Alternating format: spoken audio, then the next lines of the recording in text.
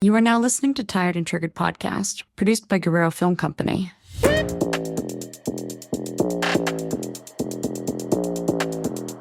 Welcome back, besties. If you're still tired and you're still triggered, I'm assuming you're still here. So, on this episode, we're unpacking how our trauma has not so good timing. Sometimes you'll be living your life in the trenches of motherhood, doing your thing, and then all of a sudden, bam, just things start resurfacing. But just know that just because it does come back around, and maybe sometimes it's even hitting you harder than it did before, you're not weak. You're just healed enough for certain things you're just healed enough for things to come back up to the surface. So let's unpack it. One thing I will say is that I always thought that you had to heal out loud. You know what I mean? Like, I really truly thought that if people weren't, like, being loud about it, that they were just avoiding it. And that's not the case. Like, because I'm personally going through it, I feel like I'm guilty for thinking that people are avoiding things or just not dealing with it head on. And really, that might not be the case at all. Maybe it's just their way of how they're healing. And who am I to judge on how somebody heals? I feel like the most calming, for a lack of better words, way of healing is in silence, is by yourself, is in your own skin, in your own way, in your own body, because it's like, I feel like everybody has an input, and it kind of like, man, okay, am I not doing it right because I'm not doing this? Am I not doing it right because I'm not going through that milestone? But everybody's different. Everybody works different, you know? And I feel like that, it's not my place to decide how somebody heals or how long it takes, because I recently found myself in a situation where I was like, I didn't even know that this hurt me. You know what I mean? Like, obviously I knew about it. Like, I knew what it was or the circumstances was. And it's not that I intentionally went my whole life, like, avoiding it, but I guess, like, I've never dealt with it. So, like, as I'm healing in different eras of my life, I'm like, oh my God, I'm not healed. You know what I mean? We're very good as moms, because we're always trying to, put Band-Aids on everything, that we just put Band-Aids on ours and kind of like keep on, like, when, when the little edge comes off, you kind of put another one on and another one on and another one on and kind of put it under the rug, because the least thing you want to do is take time from your kids, your husband, your job, to take, well, at least, I feel like that. I don't want to take time for me when I can be using it with my kids, I can be using it with my husband, I can be using it towards my, all you have freaking 30, 40 businesses going at one time. So it's like you have to, figure that out every single day. So it's like I feel like you're good at doing. I think we as women are good at hiding everything until it kind of boils over, and then it's like all hell breaks loose. No. Well, and hard. So the thing of what I'm noticing and what I'm learning is I always thought that, like I said, that it was like this. Like, I'm the type of person, and you know me, you know my personality. I've always wanted to, like, deal with things head on. And then, so, like, if there's a confrontation or something going on that I don't like, it's kind of like I want to solve it in that moment. And when other people's timing might not be that, like, it might be like, well, I'm not ready to unload that, or I'm not ready to unpack that. I'm like, but why? Like, you want to do it now. Yeah. I wanted to get it out. I wanted, to resolve it. And I'm learning with age and different scenarios that I'm finding myself in and through my healing journey, that my timing is not everybody's timing, and that I've also had a really bad timing of healing. You know what I mean? Like, there's also things that I haven't faced. There's also things that I haven't confronted, and I feel like there's this stigma that you feel like if you are, I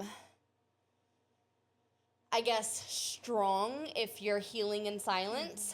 But I feel like we kind of, and I say we as in, like, we kind of create those circumstances for people, because when you're constantly praised about how well you're handling something, or you're constantly praised about how, like, oh, I don't know how you do it, You have so much on your plate, and I feel like you build these expectations and you put these expectations on somebody where you kind of feel like I'm the one that holds it all together. I'm the one that, You're like the glue for everybody and everything. and it's like when you're complimented on being strong, I feel like it hinders us in our healing journey because we have to be strong, you know? So that's something new that I'm learning that I'm kind of going through. I always kept coming across like healing will be lonely. Yeah. Healing will be lonely, but it's okay. Yeah. It's okay to be lonely for a little bit. You know, this is not going to be I feel like it's your life kind of thing. It's important to know that you have people around you, but like I have done more healing in my own little lonely bubble than I probably have with people around me that I know that would listen or have my back. You know what I mean? Like, so you can definitely heal very quietly. Yeah, and you can kind of weed out the people that are not really your friends, because if something's going on, I feel like that I can notice something going on with you, whether it be like you kind of I wear my feelings on my sleeve though. Yeah, but like, or like me, you know, it's kind of like I kind of retract, but you're kind of, hey, are you okay? Just checking in, like, but that way you can kind of tell who is kind of there, who can kind of listen and kind of feel what's going on, because as a friend, it doesn't matter if you don't see each other for days, years, months. You can kind of feel it. Oh, yeah. So it's for just, sure. It's important. You'll feel, or you'll see who your friends are, who's checking in on you in your healing eras. Just, it's hard to get there because you don't want to take that time for you, because as mamas, as sisters, as daughters, we don't ever want to take that time for ourselves. We just want to keep on trucking. But man, when the shit hits the roof, it's like there's no, I feel like the house is gonna burn down, right? Because there's like no stopping my emotions at that point. But it's like, what do, you know? Well, and not only that, but like, don't confuse resilience with like invincibility, because you can, like, everybody has that breaking point. Like, you can be resilient, you can fall down 7 times, get back up 8, you know, you can have that mindset, you can, like, you know, come back stronger every time, but somebody always, they have that breaking point to where it's just like, I can't and here take I it wrote, anymore. like, make your strength visible. Make it known that you are stronger, you are better, you are a better version of yourself. So that's what I'm going through now, is because of the fact that I feel like I have been more open than I've been going through things over the last couple weeks or months or, you know, whatever.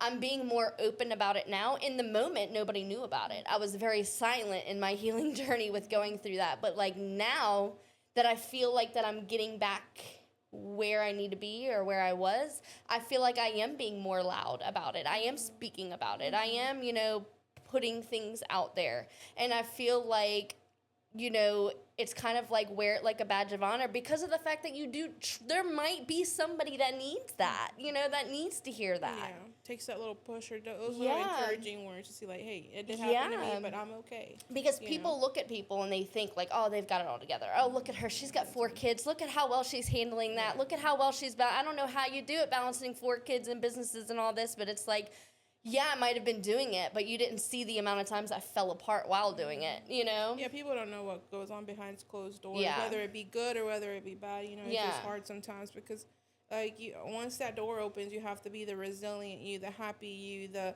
invincible you. And then when those doors close at night and the kids are asleep and your husband's asleep, it's like, then that's when everything kind of comes clawing down at you. And you're at your, like, most vulnerable moment. Yeah, because nobody needs you.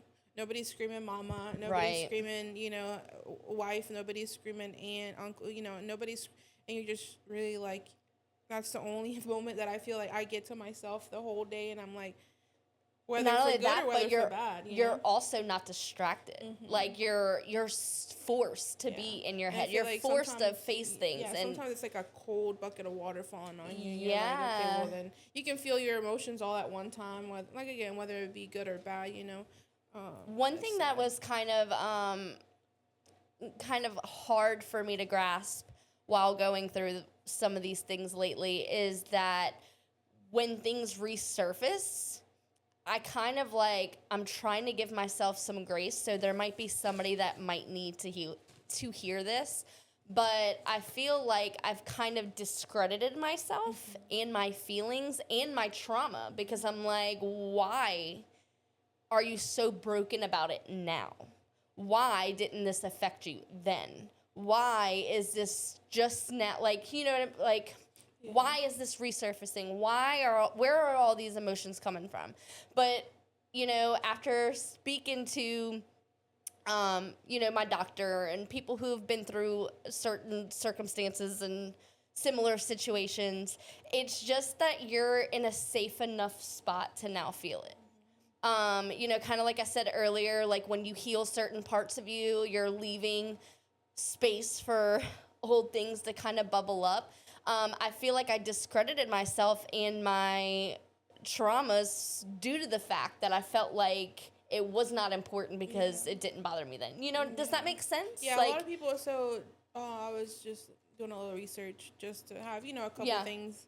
But the doctors or psychologists say that as humans, that's our nature. Yeah. To kind of hide and bury the things that hurt us the most, the deepest. Yeah. And then they do resurface at some point, whether you be 10 years down the road or 70 years down the road. You can be in your deathbed and literally have like, man, that really fucked me up. Right. But it could be like, you know, but they said it was that any trauma, whether it be big, small, you know, it kind of paves the road of how you cope with things, how you treat other people, how your mental health goes. So that really, like, you can bury it as deep as you can bury it, but that paves the way of how you are, how you live your life, even unknowingly for yourself. And it's scary because some people really have really traumatic things, and those are the happiest people.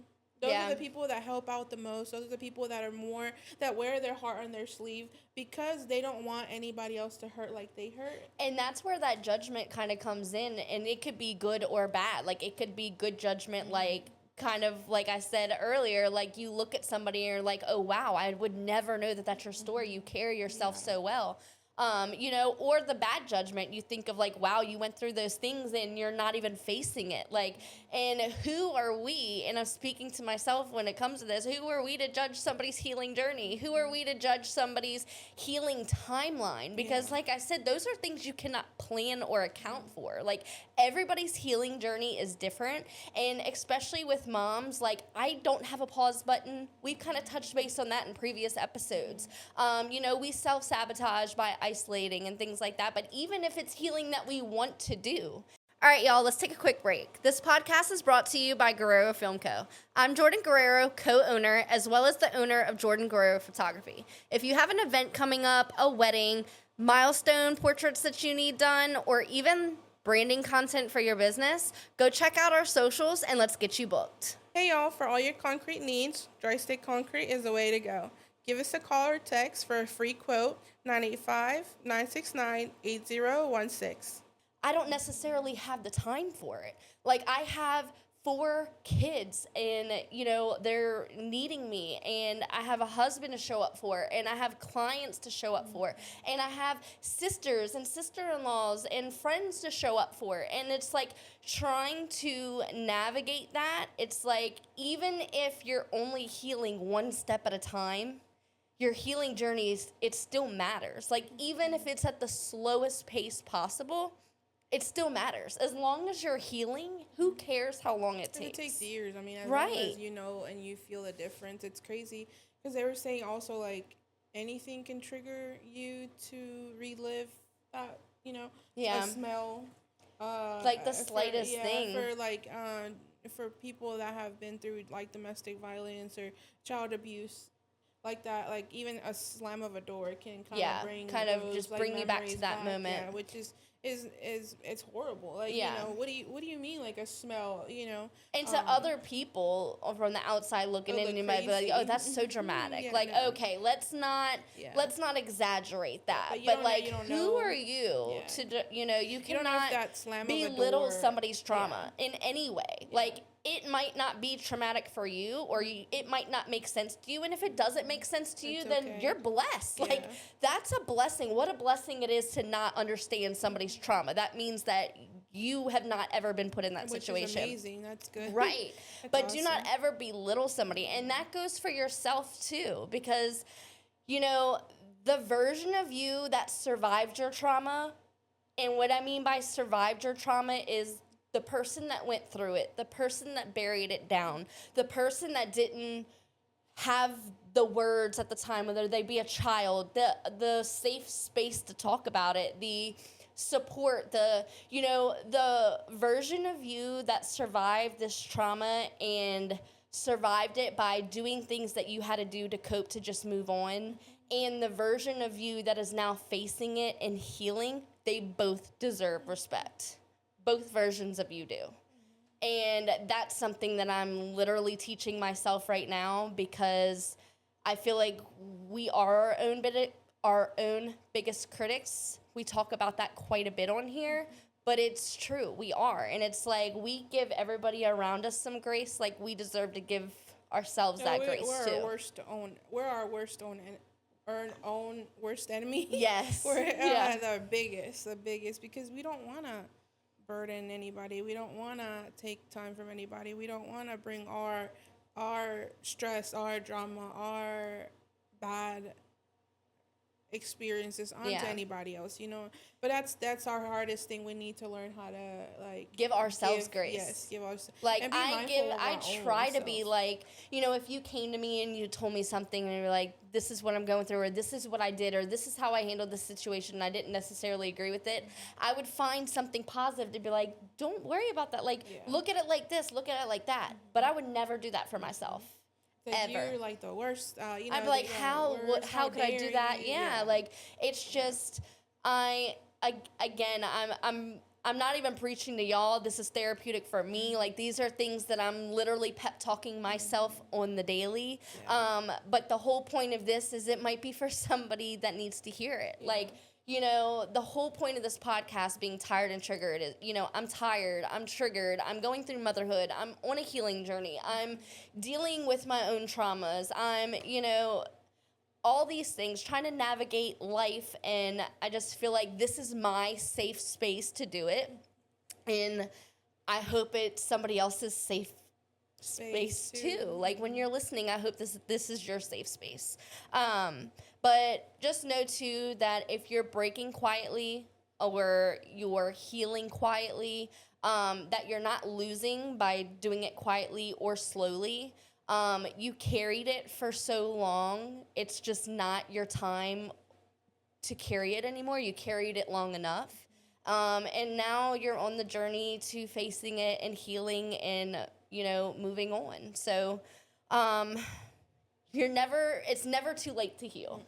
Never. You have a lifetime to do that. You have a lifetime to be a better you, be a better version of you. And man, if you need to talk it out, if you need help, if you need, we're always here. I know it's like we talk to you through a camera, through a phone, through a computer. But, if y'all ever want to reach out, some people don't really have anybody. Right. They don't have friends, they don't have family, they don't have anything like that. Just reach out. We've always said it. Our DMs or messages or our phones are always open to anybody who needs it, right. Because we know how sad it is and how lonely it is to be lonely and sad and just feel like you don't have anybody, but we're always here.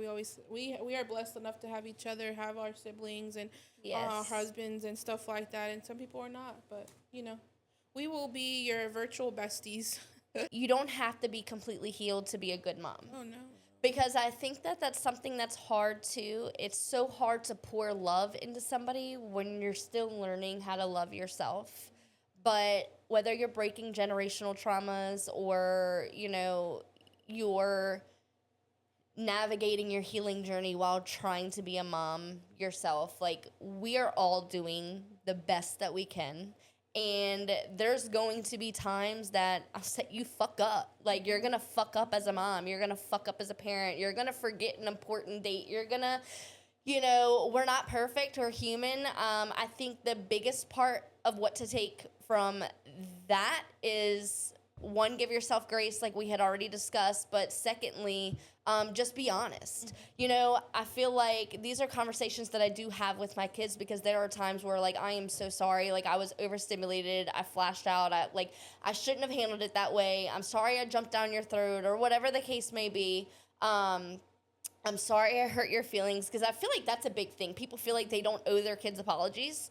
I am a strong believer that you absolutely do. Like, just because they're your child, you still deserve them.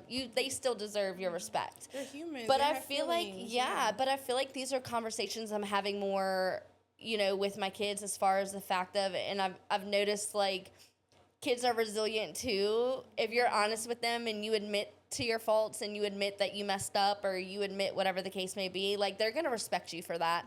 So instead of just giving yourself a hard time about how, wow, I shouldn't have handled it, just handle it with them. Talk to them, apologize to them, and they love you, Yeah, and there's always room to grow as a parent. You grow with your children. Yeah. What we have to go through with our kids, our parents never had to go through with us, And then they're going to have their own kids one day and go through things that, because when I was growing up, my parents didn't have to worry about the social media and the phones and the phone time and the screen time. We didn't have tablets. We barely had a flip phone. We barely, it makes me feel ancient. It makes me feel like I was born in the freaking 18th billion BC before Christ era. But no, it was, right. I'm not ancient, but it feels like that because we've evolved so much. It's just so different, and we always have room to grow and to be better parents, better. But we need to be better as a human being, as a woman, as a mother, to evolve. But it just you have to kind of roll with the punches, because sometimes, man, the just breathing takes the rug under your feet. I know. You're like, God, dog. Like, I know.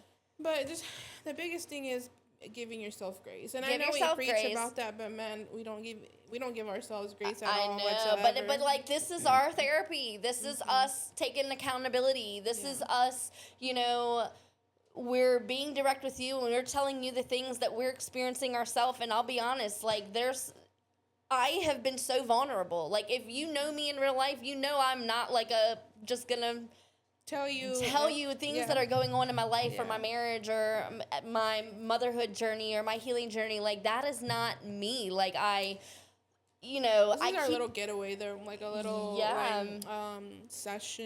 weekly session of kind of unloading, breathing and breathing fresh air a little bit. A little off a topic, but so we did have a Tired and Triggered launch party, little release party that Jordan got together for both of us. Mind you, Jordan is like the head honcho here. She's a little busybody. She likes to, and I just follow along, and I appreciate that. I'm very grateful for you. I've always told you that I'm very grateful for you. I'm not one to do all that. She wants to do this. She wants it. I'm right along with you, sister. I don't mind. I'm always there. But she's the organizer. She's the putter together, and I'm just right along. But we did have a little launch party here a couple weeks ago, and I was so pleased about everybody, like our vendors, and they were all said that they were listening to our podcast and how they were really relatable. They were really relatable. Everything that we spoke about was very relatable to them, and how they're like, hell yeah, like literally is what I go through. Like, I can't believe and that just makes everything worth it. I feel like that's why I love doing this so much, is because not only is it therapeutic for me, but I do truly feel like when you're putting yourself out there, and not only is it helping us, but there is somebody. It might not be everybody. It might not be 100 people, 5. Like, I'm not doing it for the clout. Like, I'm honestly doing this for me, and I'm happy to have you alongside of me doing it. But I just know somebody might need to hear this. It just means the world to us, and that's all that matters. To us, the messages we've gotten, I've gotten several DMs and stuff, and you always tell me how people we've gotten reach out some to really you good and feedback, and we appreciate the feedback, and we appreciate the support. And the launch everything party worth was it. everything I could have dreamed of and more. It was a lot of work pulling it off and putting it together, but I was really happy with the people who did show up. That's all that matters. The people who did show up to me. I had several people that I never in my life. I know they watched the podcast and stuff, but I never knew that. That's the thing. Because it is a weekend, and it's time to take out of their schedule, their busy schedule, their work schedule. But it's the people that you think that would show up don't, and the people that you least expect do. Yeah. And it just shows you who is there and who is not. And I'm very grateful for everybody that did show up and whoever couldn't. And it was a fun time. I enjoyed myself. I appreciate all the vendors that came. To mingle with everybody. Yes. Kind of get out of the house and have a little away time from the husbands and the kids. And we plan on, the plan is, it's not going to be like a monthly thing, but we do plan on doing more like sip and mingle events, because I feel like that's the whole point of this, is building a community, right? So I feel like even just breaking away for an hour or two, getting out, having some girl time, leaving the kids at home and just being able to have adult relatable conversation in a safe space doing it, because I won't lie, like I don't have a shit ton of friends. Like I don't have a bunch of friends that I call up and like, hey, you want to go to lunch or whatever. Yeah. So I feel like this is the perfect opportunity for people to meet new faces, see recognizable faces, enjoy themselves and have some time. So we were talking about doing a Christmas party. Probably won't be able to swing that because Christmas is right around the corner. Yeah. We've been literally nonstop between life and kids and holidays and everything else. But maybe after the new year, maybe we can put together a little sip and mingle event. So stay tuned for details on that. And thank you guys. We love you. And till next week. Bye, guys.